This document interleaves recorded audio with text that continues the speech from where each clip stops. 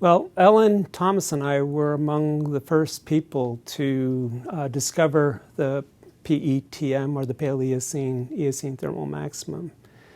And so we saw a unique opportunity to actually reconstruct aspects of the event in terms of the global climate response as well as the perturbation to the carbon cycle.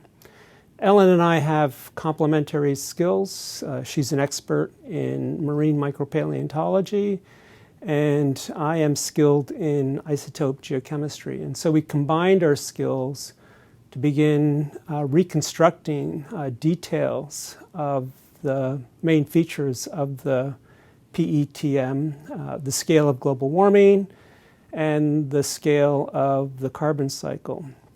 We were also the first to make a connection between that global warming event and some of the major biotic responses, which had already been well documented prior to the discovery of the PETM. And so that was an important connection. It effectively brought together different communities, paleontologists with geochemists, climatologists, climate modelers. And part of the reason is that the PETM was clearly a natural greenhouse experiment, a global warming event that could serve as a case study for testing theory on climate sensitivity, on carbon cycle feedbacks. And so that was sort of the key aspect of the PETM that is relevant to thinking about the impacts of future increases in greenhouse gas levels and global warming.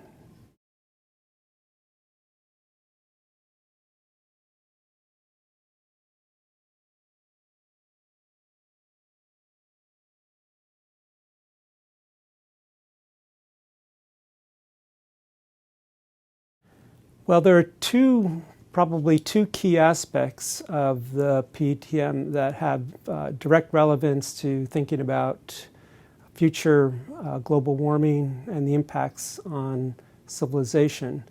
The first is simply greenhouse climate theory and the sensitivity of Earth's temperature to changing levels of greenhouse gases, specifically carbon dioxide. And so the PETM has allowed us to derive a sensitivity of the Earth climate system to greenhouse forcing. And what we've discovered is that the theory, at least, for greenhouse warming is fairly sound. Models would suggest that the Earth's temperature would rise anywhere between 2.5 and 5 degrees centigrade with each doubling of, say, carbon dioxide.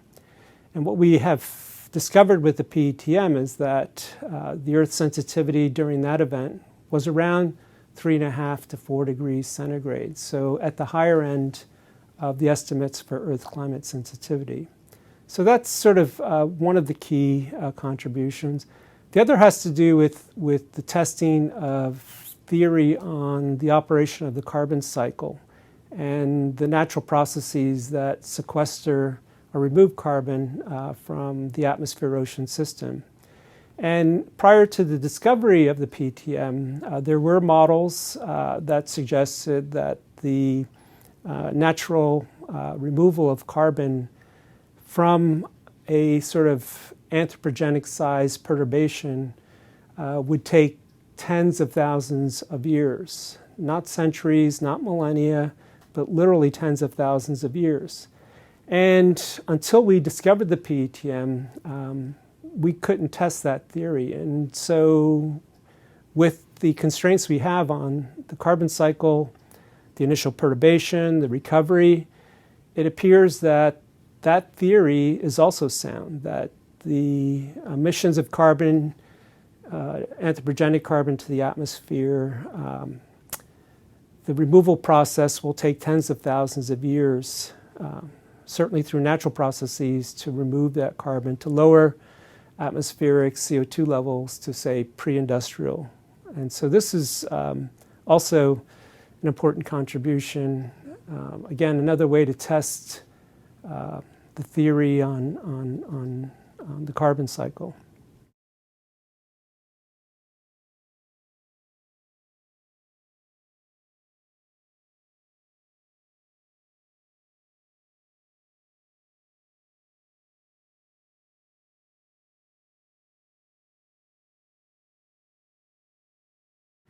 We could certainly generate enough greenhouse carbon to get the kind of warming that we see for the PTM, 5 degrees. And that would take a significant amount of carbon emissions. We could prevent that by reducing carbon emissions, switching to renewable energies, which we are doing in a big way now. And so there is time to actually slow the rate of rise in atmospheric CO2 levels to minimize global warming. Probably keep global warming to 2, maybe 3 degrees, but not get to the levels that we see for the PTM.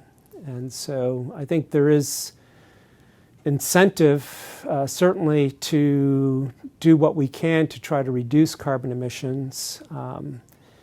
The sooner the better. The longer we take, the more difficult it will be to keep carbon dioxide levels below those that would give us 4 or 5 degrees of global warming.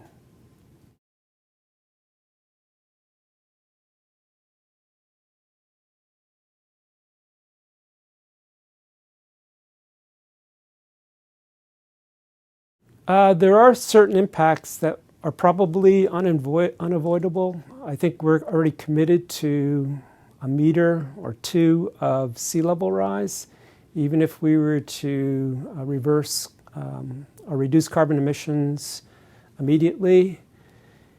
But we still have the opportunity to prevent the worst case scenarios where if we were to continue with business as usual, allow carbon emissions to continue to rise at the rates they have been for, say, the past several decades, then we're starting to talk about sea level rise on the order of 10 to 15 meters. And so I think there is an opportunity to avoid the worst case scenarios for greenhouse global warming.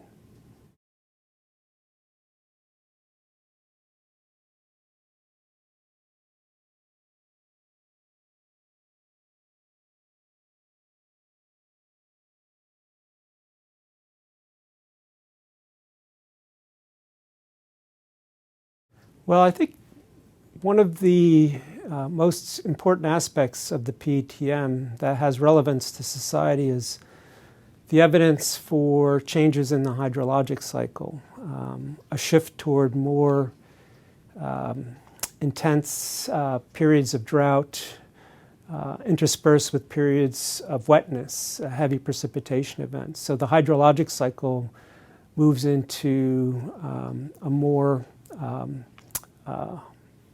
variable mode.